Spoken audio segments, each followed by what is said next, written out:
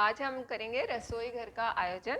रसोई घर के आयोजन में हम आज करेंगे रसोई घर के प्रकार। उसमें सबसे पहले तो जो देशी शैली में जो रसोई घर बनाए जाते थे, जिसमें सारा हम जो कुकिंग करते थे वो नीचे बैठ के ही कुकिंग किया करते थे। ईंधन की व्यवस्था नीचे होती थी और नीचे हम सारा सामान रख के और फिर हम खाना पकाते थे। तो ये तो परंपरागत जो रसोई घर होते थे वो इस तरह के होते थे। आजकल आधुनिक युग में आधुनिक रसोई घर बनने लगे हैं और ये मुख्यतः 6 प्रकार के रसोई घर होते हैं। इसमें सबसे पहला है एक दीवार वाली किचन, जिसको हम पेंट्री भी कहते हैं, जहाँ पर बहुत कम जगह है, कम एरिया में हमें रसोई घर बनाना है, वहाँ एक दीवार वाली किचन बनाई जाती है। एक दीवार पर सारी पूरी स्लैब बना दी जाती है और ये इस तरह की स्लैब होती है और उसी स्लैब में हम सारे जो आपको जो लास्ट क्लास में बताए थे जितने भी एरियाज़ होते हैं, जैसे भोजन की तैयारी का जो केंद्र होता है, फिर भोजन पकाने का केंद्र होता है, उसके बाद भोजन परोसने का केंद्र होता है, फिर धोने पानी का केंद्र होता है जिसमें बर्तन धोना और जो भी हम खाना पकाते हैं उसमें जो भी हम सामग्री धोते हैं वो भी वहाँ उसी में हम काम में लेते हैं। तो ये इस तरह के जो स्लैब होती है उसमें अलग अलग तरह के एरियाज डिवाइडेड होते हैं और उसी हिसाब से जो एक पेंट्री होती है उसकी स्लैब की लेंथ बनाई जाती है। और उसके बाद दूसरी प्रकार की किचन है वो है दो दीवार वाली किचन, जहाँ पर कि बहुत सारे आउटलेट्स हैं। जिस घर में बहुत सारे आउटलेट्स हैं, जैसे दो दीवार में इधर भी आउटलेट है और इधर भी आउटलेट है, दोनों तरफ आउटलेट है, पीछे भी जाने का रास्ता है या दरवाज़ा है और आगे भी वो खुला हुआ है। तो वो दो दीवार वाली किचन में होता है। ये दो दीवार वाली किचन में, जैसे एक दीवार वाली किचन में तो इस तरह का मूवमेंट होता है, यहाँ से यहाँ तक हम मूव करते रहते हैं। दो दीवार वाली किचन में हम इस तरह से मूव करते हैं। तो ये दो दीवार वाली किचन है जिसमें कि दोनों तरफ आने जाने का रास्ता है और इसमें भी हम जो एरियाज़ हैं वो डिवाइड कर देते हैं। इसमें हम इस वाली किचन में हम मतलब खाने की तैयारी का केंद्र, भोजन परोसने की, भोजन पकाने की, ये जो केंद्र होते हैं ये तो हम कर ही लेते हैं। फिर धोने का केंद्र वो अलग होता है जिसको हम कहते हैं पानी का केंद्र, और जिसमें पानी पीने का भी हम हमारा एरिया रखा रहता है। दूसरा, बर्तन भी धोते हैं, बर्तन धोने के बाद रखने कहाँ हैं वो एरिया भी होता है जहाँ पर बर्तन सूखते हैं। तो इस तरह से हमारा जो किचन में जो एडजस्टमेंट है वो हो जाता है। और इसके अलावा यहाँ पर हम फ्रिज भी रख सकते हैं और यहाँ पर हम टॉल यूनिट, जैसे मैंने बताया था लास्ट क्लास में, वो भी बना सकते हैं। या फिर हम एक इस तरह का जो बिजली के यंत्र रखने की जो अलमीरा होती है, जो कि जिसमें डोर नहीं होता, सेपरेट डोर्स होते हैं, वो भी हम रख सकते हैं, वो भी बना सकते हैं, जिसमें हम एक के ऊपर एक इस तरह का हम शेल्फ्स बना दें और वहाँ पर हम पत्थर की ये अलमीरा होती है जिसमें मतलब जो मजबूत होती है और जिसको हम आसानी से मेंटेन भी कर सकते हैं, जिसमें एक कपड़ा मारो और साफ़ हो जाता है। ऐसे हम इसमें सारे जो बिजली के इक्विपमेंट्स हैं, जैसे कि OTG है, माइक्रोवेव है, जैसे कि बाकी के जैसे इलेक्ट्रिक टोस्टर है, ये सारी चीज़ें हम इसमें रख सकते हैं। तो वो उसमें वहीं पर ही स्विचेस लगे हुए होने चाहिए जिससे कि वो हम आसानी से हम उसको मैनेज कर सकें। और कई बार तो ऐसा भी होता है कि जो कुकिंग रेंज होती है किचन में, वो भी हम नीचे की तरफ हम उसको भी रख देते हैं और उसके ऊपर पूरी अलमीरा बन जाती है, तो वो भी हम रख सकते हैं। डिश वॉशर भी रख सकते हैं। तो इस तरह से जो भी हमारी रिक्वायरमेंट है, जो भी हमारी आवश्यकता है, उसके अनुसार हम इस किचन को प्लान कर सकते हैं। इसमें हमें डबल स्पेस मिल रही है। उसके बाद है एल आकार की किचन।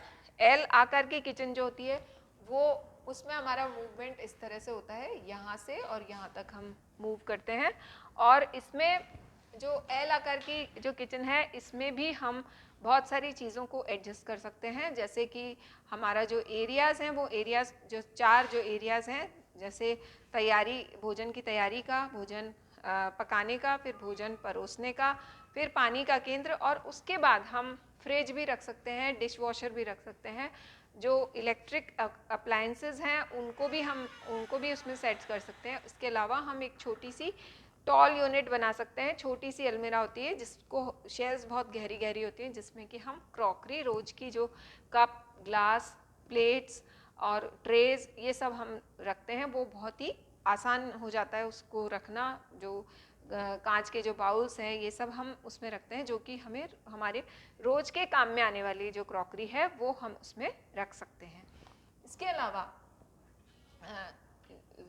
नेक्स्ट जो आकार है वो है यू आकार के किचन। यू आकार की जो किचन होती है वो सबसे ज़्यादा कंफर्टेबल या सबसे अच्छी मानी जाती है। यदि आपके घर में जगह है तो यू आकार की किचन से बहुत आसानी होती है, सब चीज़ पास पास में होती है, और किचन के तीन तरफ स्लैब होती है, यू शेप में तीन तरफ स्लैब होती है, और इसमें हम अपनी जो भी हमारी किचन में रखने की आवश्यकताएं हैं उनको पूरा भी कर सकते हैं।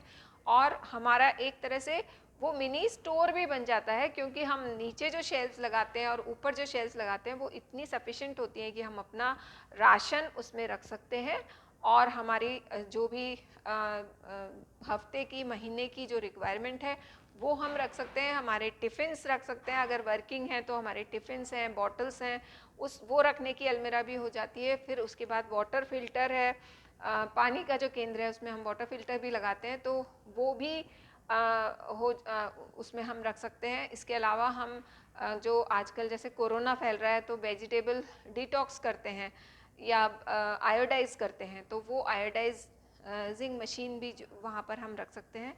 तो इस तरह से हमारी जो किचन है उसको हम वेल प्लान्ड अगर बनानी है हमें, या हमारे जितने इलेक्ट्रिक अप्लायंसेस हैं उनकी एक जगह हो, बार बार उठा उठा के रखना करना ये नहीं हो, तो ये सब चीज़ों को अगर हमको रखना है और हमको सिस्टमेटिक किचन करनी है तो यू शेप किचन जो है वो बेस्ट रहती है। उसमें हमको अच्छी स्पेस मिल जाती है, स्लैब की लंबाई भी हमें खूब मिल जाती है, और इसके अलावा हमारे को सामान रखने की भी जगह मिल जाती है। इसके अलावा हम डिश वॉशर को भी उसमें एडजस्ट कर सकते हैं, हम हमारे इलेक्ट्रिक अप्लायंसेस को भी एडजस्ट कर सकते हैं। तो ये हमारी यू शेप किचन है। इसके अलावा यू शेप किचन के अलावा दो तरह की किचन्स और होती हैं। एक तो होती है आइलैंड किचन। आइलैंड किचन में हम क्या करते हैं कि यू शेप की किचन तो है ही है, इसके अलावा हमारे पास अगर स्पेस है तो हम बीच में एक काउंटर और देते हैं।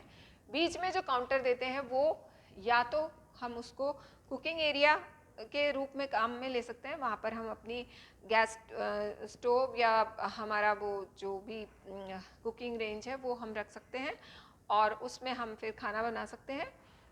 या तो हम ये कर सकते हैं, या फिर हम डाइनिंग एरिया भी उसमें भी उसको कन्वर्ट कर सकते हैं कि वहीं पर ही एक छोटी सी स्लैब हो जिसके चारों तरफ हम चेयर्स लगा दें, और वहीं पर ही जैसे गरम गरम खाना आप बना रहे हो तो वहीं पर ही खाना खा लें बच्चे। मतलब डाइनिंग एरिया अलग है मगर वहाँ पर एक इस तरह की स्पेस होनी चाहिए जिसमें कि बच्चे वहीं पर ही बैठ के खाना खा सकें। तो इस तरह का हमारा अरेंजमेंट इसमें होना चाहिए। ये आइलैंड किचन कहलाती है। इसके अलावा प्रायद्वीप आकार जो पेनिनसुला किचन कहलाती है, ये भी आजकल बनाई जाती है, और इसमें यू शेप किचन होती है जो कि बड़ी होती है, जिसका आकार बड़ा होता है, इससे भी बड़ा होता है, आइलैंड किचन से भी बड़ा होता है, और इसमें इस तरह के हम काउंटर्स बना सकते हैं। चाहे से हम एक काउंटर बनाएं, चाहे दो काउंटर्स बनाएं, चाहे तीन काउंटर्स बनाएं, उसमें हम बीच में कुकिंग का काउंटर भी बना सकते हैं, इधर हम सिटिंग एरिया भी बना सकते हैं, इधर हम स्टोरेज का, या इधर भी ऊपर स्लैब पे किचन मतलब बैठने का एरिया, सिटिंग एरिया, और नीचे हम स्टोरेज का एरिया बना सकते हैं। तो ये पेनिनसुला किचन कहलाती है, जिसमें कि हमें स्पेस ज़्यादा चाहिए होती है, ज़्यादा रिक्वायरमेंट होती है स्पेस की। तो इस तरह से हम ये जो रसोई के आकार हैं ये अलग अलग तरह के होते हैं, और ये आकार हमारे जैसे हमारी स्पेस है, जिसे नक्शे में जो स्पेस है उस हिसाब से हम ये किचन का आकार देते हैं। और ये जो किचन का आकार है ये आपको बता ही दिया कि 6 प्रकार का होता है। एक दीवार वाली किचन, 2 दीवार वाली kitchen, L shape kitchen, U shape kitchen, island kitchen और पेनिनसुला किचन। इस तरह से 6 प्रकार की किचन होती है। और ये इनमें क्या होता है कि आप देख रहे हैं कि धीरे धीरे धीरे धीरे स्पेस बढ़ती जा रही है। तो जैसी हमारी स्पेस है हम उसके अकॉर्डिंग अपनी किचन का आकार दे सकते हैं। अगर एरिया बहुत कम है, जैसे कई बार ऐसा होता है कि हम किराएदार के लिए 1 रूम अपार्टमेंट ही बनाते हैं, वहाँ पर हम उसको वॉशरूम भी देते हैं, किचन का एरिया भी देते हैं और प्लस एक पूरा जो रूम होता है वो भी देते हैं। तो 1 रूम अपार्टमेंट में हम पेंट्री बना सकते हैं जो कि एक दीवार वाली किचन होती है। तो ये मतलब हमारे कैसी स्पेस है उसके ऊपर निर्भर करता है कि हम किस प्रकार की किचन बनाएंगे। मतलब अगर स्पेस ज़्यादा है तो जैसे जैसे ज़्यादा स्पेस होती जाती है उसी के अनुसार हम किचन को आकार दे सकते हैं। और आजकल ये आइलैंड किचन और पेनिनसुला किचन जो है ये बहुत मतलब प्रचलित हो गई हैं। और जिनके घर बड़े बड़े होते हैं, जिनके खूब स्पेस है किचन में, तो वो ये इस तरह के आकार की किचन बनाते हैं जिससे उनको पूरी किचन में मतलब वो डाइनिंग एरिया भी हो गया, किचन एरिया भी हो गया, स्टोर जो भंडार गृह बनाते हैं वो भी हो जाता है।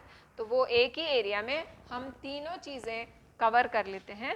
यहाँ पर ये मतलब इसमें हम ये जो है वो अच्छा खासा डाइनिंग एरिया भी हो जाता है किचन में। तो इस तरह से हम किचन को अलग अलग तरह से प्लान करते हैं। और किचन अगर वेल प्लान्ड है तो हमें काम करने में भी आसानी होती है और अच्छा भी लगता है और हम मतलब अच्छे मूड में खाना बना सकते हैं। तो किचन जो है साफ़ सुथरी हो और अच्छी प्लान्ड हो, उसके लिए हमें आकार, कौन सी आकार की किचन बनानी है उसका हमें ध्यान रखना चाहिए। और ये मॉड्यूलर किचन जो है वो उसमें ज़्यादा से ज़्यादा हम 1-1 इंच की स्पेस जो है वो यूटिलाइज कर लेते हैं।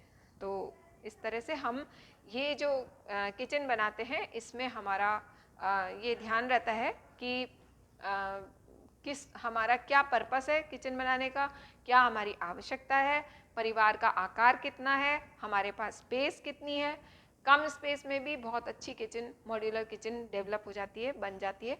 तो इसलिए मैंने जैसे आपको बताया कि 6x7 की भी किचन बहुत अच्छी और उसमें सारे एरियाज सब कुछ निकल जाते हैं, तो वो भी बहुत अच्छी किचन बन सकती है। तो इस तरह से हम मॉड्यूलर किचन में 1-1 इंच का प्रयोग करते हैं और बहुत ही कंफर्टेबल होती है क्योंकि हम ड्रॉर्स को खींच लेते हैं तो हमें ज़्यादा झुकना भी नहीं पड़ता और ज़्यादा हमारे को बहुत एफर्ट भी नहीं लगाना पड़ता। हम फटाफट सारा काम एक ही जगह खड़े होकर कर लेते हैं। बहुत सारा काम हमारा एक ही जगह निपट जाता है, तो हमें हमारी टाइम की भी बचत होती है। तो इसलिए मॉड्यूलर किचन जो है वो बहुत अच्छी रहती हैं और इनको अगर बहुत ध्यान से, दिमाग से और वेल प्लान्ड बनाया जाए हमारी आवश्यकताओं को लेके, क्योंकि हर परिवार की आवश्यकता अलग अलग होती है।